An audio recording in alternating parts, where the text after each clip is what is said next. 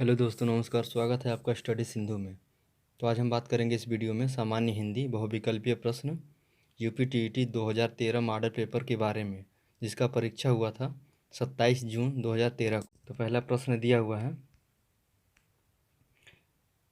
कपटी मित्र के लिए सही मुहावरा है। पहला विकल्प दिया हुआ है दांत काटी रोटी, दूसरा आस्तीन का सांप, तीसरा अक्ल की दुम, चौथा आबनूस का कुंदा। तो इसमें दूसरा विकल्प सही हो जाएगा आपका। ठीक है, कपटी मित्र के लिए सही मुहावरा क्या होगा? आस्तीन का सांप। दूसरा विकल्प सही हो जाएगा। दूसरा क्वेश्चन दिया हुआ है, इंद्रियों को जीतने वाले के लिए एक शब्द है। पहला विकल्प दिया हुआ है दूरदर्शी, दूसरा दत्तचित्त, तीसरा कुशाग्र बुद्धि, चौथा जितेंद्रिय। तो इंद्रियों को जीतने वाले के लिए एक शब्द क्या प्रयुक्त होगा? तो चौथा विकल्प सही हो जाएगा, जितेंद्रिय। ठीक है। तीसरा क्वेश्चन है, पवन का संधि विच्छेद क्या होगा? पहला विकल्प है प धन अवन, दूसरा प धन वन, तीसरा पो धन अन, चौथा प धन अन। तो पवन का संधि विच्छेद क्या होगा? तीसरा विकल्प सही हो जाएगा इसमें। ठीक है, पो धन अन। चौथा क्वेश्चन दिया हुआ है, पुनर्जन्म का संधि विच्छेद क्या होगा? पहला विकल्प है पुनर्धन जन्म, दूसरा पुह धन नर जन्म, तीसरा विकल्प है पुनः धन जन्म, चौथा पुनर्धन आजन्म। तो पुनर्जन्म का संधि विच्छेद क्या होगा? तीसरा विकल्प सही होगा इसमें, पुनः धन जन्म। ठीक है।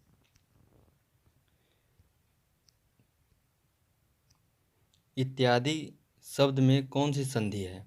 पहला विकल्प है यण संधि, दूसरा गुण संधि, तीसरा वृद्धि संधि, चौथा दीर्घ संधि। तो इत्यादि शब्द में कौन सी संधि है? तो पहला विकल्प सही होगा, यण संधि। ठीक है। अगला क्वेश्चन है, नाक रगड़ना का अर्थ है। पहला विकल्प है नाक में चोट लगना, दूसरा इज्जत देना, तीसरा दीनतापूर्वक प्रार्थना करना, चौथा चापलूसी करना। तो नाक रगड़ना का क्या अर्थ होगा? तो तीसरा विकल्प सही होगा इसमें, दीनतापूर्वक प्रार्थना करना। ठीक है। अगला क्वेश्चन है, उन्मूलन का विलोम शब्द क्या होगा? उन्मूलन का विलोम क्या होगा? तो पहला विकल्प है उत्थान, दूसरा उत्कर्ष, तीसरा रोपण, चौथा अवनति। तो उन्मूलन का विलोम क्या होगा? तो तीसरा विकल्प सही होगा, उन्मूलन का विलोम रोपण होता है। ठीक है।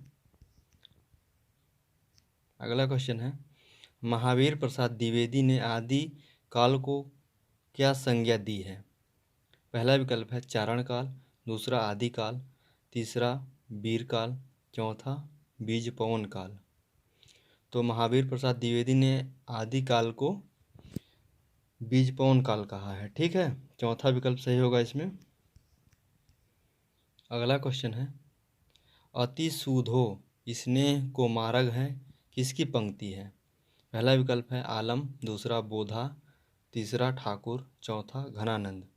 तो ये पंक्ति है घनानंद की। ठीक है, चौथा विकल्प सही होगा। अगला क्वेश्चन है, कालिंदी का पर्यायवाची शब्द क्या है? पहला विकल्प है सरस्वती, दूसरा लक्ष्मी, तीसरा गंगा, चौथा यमुना। तो कालिंदी का पर्यायवाची शब्द क्या होगा? तो चौथा विकल्प सही होगा, कालिंदी का पर्यायवाची शब्द यमुना होता है। ठीक है। अगला क्वेश्चन है, आधुनिक हिंदी साहित्य की पहली आत्मकथा के लेखक कौन माने जाते हैं? पहला विकल्प है बाबू श्याम सुंदर दास, दूसरा देवेंद्र सत्यार्थी, तीसरा हरिवंश राय बच्चन, चौथा जयशंकर प्रसाद। तो इसमें पहला ऑप्शन सही होगा, बाबू श्याम सुंदर दास। ठीक है। अगला क्वेश्चन है, कार्य कार्य के प्रारंभ में ही विघ्न पड़ना किस मुहावरे का अर्थ है? पहला विकल्प है सिर मारना, दूसरा सिर पर सेहरा बांध लेना, तीसरा है सिर मुड़ाते ही ओले पड़ना। चौथा विकल्प है सिर पर शैतान सवार होना। तो कार्य के आरंभ में ही विघ्न पड़ना किस मुहावरे का अर्थ है? तो इसमें तीसरा ऑप्शन सही होगा आपका, ठीक है। सिर मुड़ाते ही ओले पड़ना, ठीक है। अगला क्वेश्चन है, किस कवि को कवियों का कवि कहा जाता है? पहला विकल्प है धर्मवीर भारती, दूसरा शमशेर बहादुर सिंह, तीसरा रघुवीर सहाय, चौथा विकल्प दिया हुआ है सर्वेश्वर दयाल सक्सेना। तो किस कवि को कवियों का कवि कहा जाता है? तो शमशेर बहादुर सिंह को कवियों का कवि कहा जाता है, ठीक है। दूसरा विकल्प सही होगा।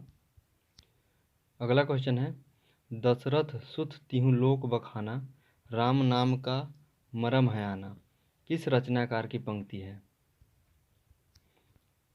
पहला विकल्प है तुलसीदास, दूसरा कबीरदास, तीसरा केशवदास, चौथा सूरदास। तो ये कबीरदास जी का पंक्ति है, ठीक है। दूसरा विकल्प सही होगा। अगला क्वेश्चन है, हिंदी का पहला पत्र है। पहला विकल्प है उदंत मार्तंड, दूसरा विकल्प है इतिहास तिमिर नाशक, तीसरा विकल्प है बनारस अखबार, चौथा हरिश्चंद्र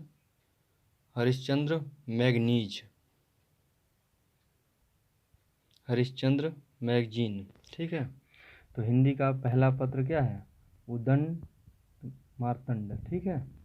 इसमें पहला ऑप्शन सही होगा। अगला क्वेश्चन है, चिंतामणि किसका निबंध संग्रह है? चिंतामणि किसका निबंध संग्रह है? पहला विकल्प दिया हुआ है बाल मुकुंद गुप्त, दूसरा हजारी प्रसाद द्विवेदी, तीसरा विकल्प है रामचंद्र शुक्ल, चौथा विकल्प है श्याम सुंदर दास। तो चिंतामणि किसका निबंध संग्रह है? तो ये तीसरा विकल्प सही होगा, रामचंद्र शुक्ल का है, ठीक है। काशी नागरी प्रचारणी सभा की स्थापना किस वर्ष हुई? पहला विकल्प है 1893 ईस्वी, दूसरा 1900 ईस्वी, तीसरा 1903 ईस्वी, चौथा 1905 ईस्वी। तो कब हुई थी? 1893 ईस्वी को, ठीक है। काशी नागरी प्रचारणी सभा की स्थापना 1893 को हुई। इसमें पहला ऑप्शन सही होगा आपका। अगला क्वेश्चन है, प्रेम सागर किसकी रचना है? मुंशी सदा सुखलाल की, सदल मिश्र, लल्लूलाल जी, राम प्रसाद निरंजनी। तो प्रेम सागर किसकी रचना है? तो ये तीसरा विकल्प सही होगा, लल्लूलाल की है, ठीक है। तीसरा विकल्प सही होगा इसमें। अगला क्वेश्चन है, व्युत्पत्ति के आधार पर संज्ञा के कितने भेद होते हैं? पहला विकल्प है 3, दूसरा 4, तीसरा 5, चौथा 6। तो व्युत्पत्ति के आधार पर संज्ञा के कितने भेद होते हैं? तो 5 होते हैं। तीसरा विकल्प सही होगा इसमें, ठीक है। अगला क्वेश्चन है, हिंदी के शब्दों का लिंग निर्धारण किसके आधार पर होता है? पहला विकल्प है प्रत्यय, दूसरा संज्ञा, तीसरा क्रिया, चौथा सर्वनाम।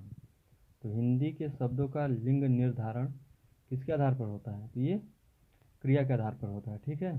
तीसरा विकल्प सही होगा इसमें। अगला क्वेश्चन है, कारक के कितने भेद होते हैं? पहला है 7, दूसरा 8, तीसरा 9, चौथा 10। तो कारक के कितने भेद होते हैं? तो ये 8 भेद होते हैं। दूसरा विकल्प सही होगा इसमें। अगला क्वेश्चन है, घ का उच्चारण स्थान क्या होता है? पहला मूर्धा, दूसरा कंठ, तीसरा तालु, चौथा दंत। तो घ का उच्चारण स्थान क्या होता है? कंठ होता है, ठीक है। कवर्ग जिसको बोलते हैं। अगला क्वेश्चन है, 6 वर्ण किसके योग से बना है? पहला विकल्प है क धन मूर्धन्य स, दूसरा विकल्प है क धन च, तीसरा विकल्प है क धन छ, चौथा विकल्प है क धन तालव्य स।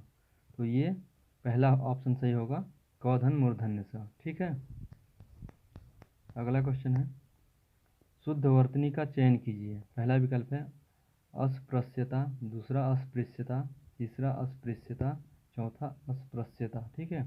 तो इसमें तीसरा ऑप्शन सही होगा अस्पृश्यता, जो आधा तालव्य स है, ठीक है।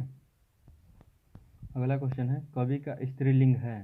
पहला विकल्प है कवियत्री, दूसरा कवित्री, तीसरा कवयित्री, चौथा कवियत्री। ठीक है, तो इसमें तीसरा ऑप्शन सही होगा, कवयित्री होता है कवि का स्त्रीलिंग। ठीक है। अगला क्वेश्चन है तरणी का पर्यायवाची शब्द है। पहला विकल्प है सूर्य, दूसरा नाम, तीसरा युवती, चौथा नदी। तो तरणी का पर्यायवाची शब्द क्या होता है? सूर्य होता है। ठीक है। अगला क्वेश्चन है मीन का पर्यायवाची शब्द है। पहला विकल्प है सिखी, दूसरा सापक, तीसरा विभावरी, चौथा मत्स्य। तो मीन का पर्यायवाची शब्द क्या होता है? चौथा विकल्प आपका सही होगा, मत्स्य होता है। ठीक है। अगला क्वेश्चन है दिए हुए शब्दों में भिन्न अर्थ वाला शब्द है। पहला विकल्प है आत्मजा, दूसरा नंदिनी, तीसरा भार्या, चौथा कन्या। तो इसमें भिन्न अर्थ वाला शब्द क्या है? तीसरा विकल्प सही होगा, भार्या। ठीक है। अगला क्वेश्चन है अनुपम का पर्यायवाची शब्द है। पहला विकल्प है स्वर्गीय, दूसरा लौकिक, तीसरा पार्थिव, चौथा अद्वितीय। तो अनुपम का पर्यायवाची शब्द क्या होगा? अद्वितीय होता है। ठीक है, चौथा विकल्प सही होगा इसमें। लास्ट क्वेश्चन है कान का कच्चा होना का अर्थ है। पहला विकल्प दिया हुआ है कम सुनना, दूसरा सुनी बात पर विश्वास करना, तीसरा विकल्प है दूसरे की बात मानना, चौथा विकल्प दिया हुआ है कान का कमज़ोर होना। तो कान का कच्चा होना का अर्थ क्या है? कान का कच्चा होना का अर्थ क्या होता है? तो दूसरा विकल्प सही होगा इसमें, सुनी बात पर विश्वास करना। ठीक है। तो अगर ये वीडियो आपको अच्छा लगा हो तो लाइक करें, शेयर करें और ऐसे ही और वीडियोज़ के लिए हमारे चैनल को सब्सक्राइब करें। वीडियो देखने के लिए बहुत बहुत धन्यवाद।